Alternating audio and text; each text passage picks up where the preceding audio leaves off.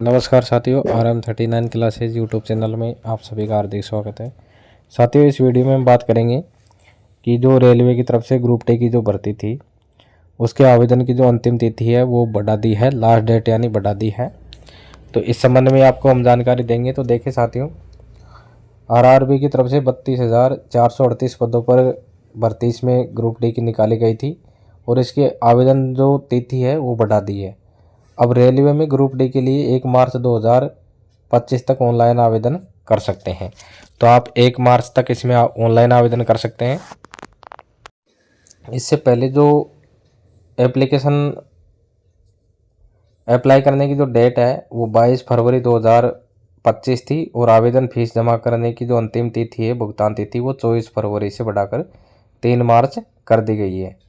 यानी अब आप 1 मार्च तक इसमें ऑनलाइन आवेदन कर सकते हैं और जो फीस है वो आप 3 मार्च तक इसमें भुगतान कर सकते हैं। अब आवेदन फॉर्म में जो करेक्शन है 4 मार्च से और 13 मार्च तक किए जा सकेंगे, जबकि पहले ये 25 फरवरी से 6 मार्च तक का समय इसमें निर्धारित किया गया था। तो यानी आप 4 मार्च से 13 मार्च तक जो अगर आपके फॉर्म में त्रुटि हो गई तो उसको आप संशोधित इसके अंदर कर सकते हैं। और आवेदन की जो डेट है, लास्ट डेट, वो 1 मार्च 2025 है और साथ ही इसमें जो फीस भुगतान की डेट है 3 मार्च 2025 और इसके साथ ही 4 मार्च से और 13 मार्च तक इसमें जो आवेदन में त्रुटि संशोधन है, करेक्शन है, वो आप इसमें के अंदर कर सकते हैं। अब इसके अंदर देखिए, रेलवे भर्ती बोर्ड ने RRB ने स्पष्ट किया है कि इसमें अभ्यर्थी जो क्रेडिट अकाउंट में बड़ी डिटेल है और चुने गए रेलवे में बदलाव नहीं कर सकेंगे। और RRB ने यह भी कहा कि उम्मीदवार केवल एक ही RRB यानी रेलवे के लिए आवेदन कर सकते हैं। एक से अधिक रेलवे के लिए आवेदन करने पर फॉर्म है वो रिजेक्ट कर दिया जाएगा। जिस रेलवे के लिए आवेदन कर रहे हैं आप उसी रेलवे में एक से अधिक पदों के लिए आवेदन कर सकते हैं। यदि आपको जो आवेदन है एक ही रेलवे के लिए करना है, अब उस रेलवे के अंदर आप एक से अधिक पदों के लिए आवेदन कर सकते हैं। 2 रेलवे से आप कोई भी फॉर्म अप्लाई नहीं कर सकते। सेम RRB में अगर आप एक से अधिक पदों के लिए आवेदन करते हैं तो आपको अलग अलग आवेदन करने की ज़रूरत नहीं है। ऐसा करने से फॉर्म रिजेक्ट हो जाएगा। एक ही ऑनलाइन एप्लीकेशन फॉर्म में कई पदों के लिए आवेदन करने की सुविधा है। तो इसके अंदर ऑप्शन है कि एक ही एप्लीकेशन फॉर्म में कई पदों के लिए का आप आवेदन कर सकते हैं। इसके लिए भी आपको अलग अलग आवेदन नहीं करना होगा। और यदि आप ऐसा करते हैं, अलग अलग आवेदन करते हैं एक ही रेलवे के लिए, तो आपका फॉर्म रिजेक्ट हो जाएगा। आप एक एप्लीकेशन भरेंगे, उसके अंदर ही अन्य पदों के लिए भी इसमें जो चयनित होंगे उनको 18,000 रुपये पे लेवल 1 का पे स्केल मिलेगा। और इस भर्ती में पहले 2019 में भर्ती हुई थी। इसमें 1.03 लाख पदों पर भर्ती निकली थी, जिसके लिए 1,15,00,000 लोगों ने आवेदन किया था। तो देखिए ग्रुप डी के किन पदों पर भर्ती होनी है। तो देखिए इसमें असिस्टेंट सहायक workshop, assistant bridge, assistant carriage and wagon, assistant loco shed diesel, assistant loco shed electrical और असिस्टेंट ऑपरेशन इलेक्ट्रिकल। उसके अलावा assistant p way, assistant TL and AC workshop, assistant TL and AC, assistant track machine, assistant TRD pointsman, B track manner. अब इसमें योग्यता, शैक्षणिक योग्यता है 10वीं पास या ITI। इन पदों के लिए आवेदन कर सकते हैं। जो 10वीं या ITI वो होना चाहिए। और आयु सीमा है इस भर्ती के लिए 18 से 36 वर्ष के इसमें लोग आवेदन कर सकते हैं। OBC के लिए 3 वर्ष, SC ST कैटेगरी के लिए 5 वर्ष की छूट दी गई है। और 10वीं पास या ITI उम्मीदवार इन पदों के लिए आवेदन कर सकते हैं। आयु की गणना 1 जनवरी 2025 के अनुसार होगी। जनरल और EWS कैटेगरी के आवेदक का जन्म 1/1/2007 के बाद नहीं और 1/2/1/1989 से पहले का नहीं होना चाहिए। OBC NCL कैटेगरी के नॉन क्रिमिनल जो कैटेगरी है उसका आवेदक का जन्म है 1/1/2007 के बाद नहीं और 2/1/1986 से पहले नहीं होना चाहिए। SC ST कैटेगरी के आवेदक का जन्म 1/1/2007 के बाद में नहीं होना चाहिए और 2/1/84 से पहले का नहीं होना चाहिए। आरक्षित वर्गों के जो सर्टिफिकेट है वो डेट क्या है, तो SC ST OBC और EWS के जो सर्टिफिकेट है 22 फरवरी 2025 के होने चाहिए। 22 फरवरी को फॉर्म भरने की अंतिम तिथि है। जिनके सर्टिफिकेट 22 फरवरी से पहले का बना होगा तो उसे आरक्षण का लाभ मिलेगा।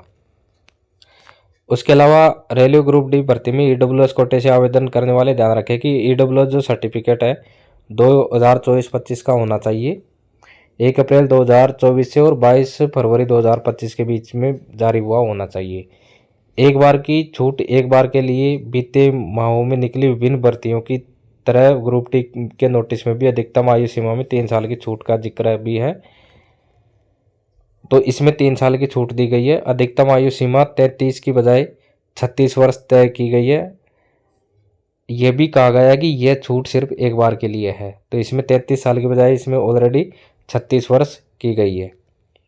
अब इसकी जो चयन प्रक्रिया है इस प्रकार रहेगी। चयन प्रक्रिया कंप्यूटर बेस्ड टेस्ट सीबीटी और शारीरिक दक्षता पीईटी के आधार पर किया जाएगा। सीबीटी में जो सफल अभ्यर्थी होंगे उनको पीईटी में बुलाया जाएगा।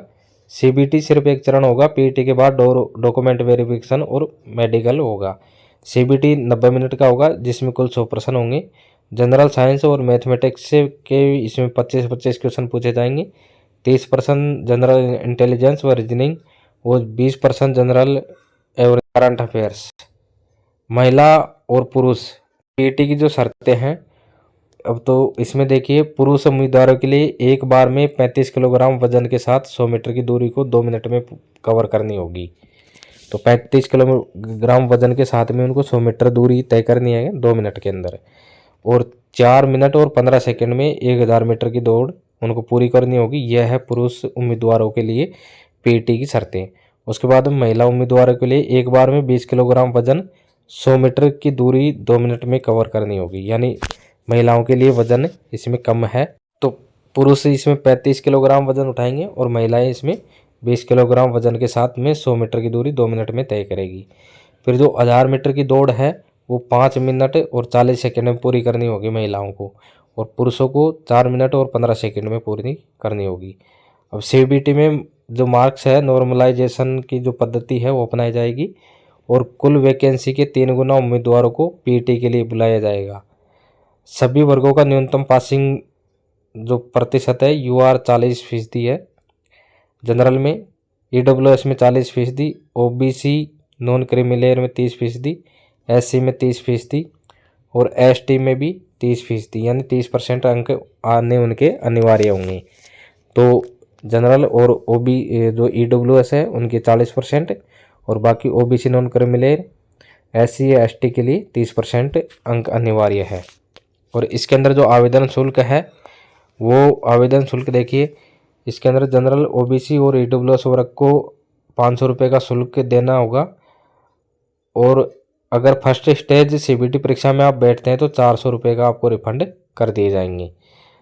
इसके बाद में एससी एसटी और सभी वर्गों की महिलाएं दिव्यांग वर्गों के लिए उम्मीदवारों के लिए आवेदन शुल्क है 250 रुपये है, और फर्स्ट स्टेज जो सीबीटी परीक्षा में अगर आप बैठते हैं तो पूरा 250 रुपये आपको रिफंड कर दिए जाएंगे। तो अभी तो आपको जो जनरल कैटेगरी ओबीसी और जो ईडब्ल्यूएस है उसके लिए 500 रुपये का शुल्क है, और यदि आप सीबीटी जो परीक्षा होती है उसके अंदर बैठते हैं तो आपको 400 रुपये रिफंड कर दिए जाएंगे। एससी एसटी और अन्य वर्ग है, दिव्यांग है और महिलाएं हैं, उनके लिए 250 रुपये शुल्क है, जो आपको सीबीटी परीक्षा में भाग लेने पर लौटा दिए जाएंगे।